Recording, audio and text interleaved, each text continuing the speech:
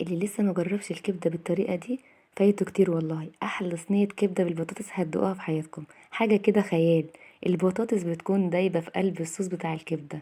شايفين البطاطس دايبه دوب، ولا الكبده رايحه في حته تانية؟ شايفين الجمال؟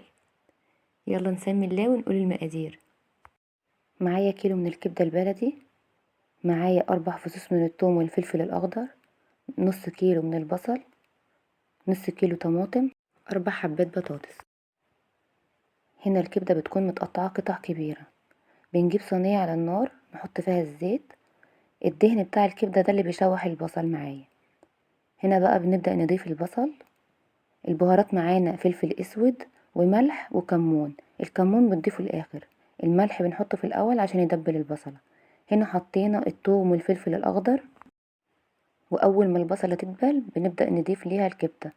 شايفين الكبده بتبقى قطع كبيره شويه عن القطع المعتاده اللي احنا بنعملها على طول. هنا بقى مش بنقلب الكبده خالص. ليه بقى؟ علشان الكبده ما تتهريش. اول ما تبدا تتشمع من تحت نبدا نقلب الكبده زي ما انتوا شايفين بالطريقه دي. اول ما الكبده تبدا تنشف معانا نبدا نضيف ليها الطماطم زي ما انتوا شايفين بالطريقه دي. الطماطم ما تقلبوهاش كتير، احنا بنفردها في الصينيه كده تقليبه بسيطه ونبدا نغطي عليها. اول ما تنزل الصوص بتاعها بنبدا نضيف ليها البطاطس. شايفين الصوص ده اللي بيطيب البطاطس اصلا، والكبده خلاص معانا استوت. هنا بقى نضيف البطاطس والكمون علشان الريحه بتاعتها تبدا تطلع.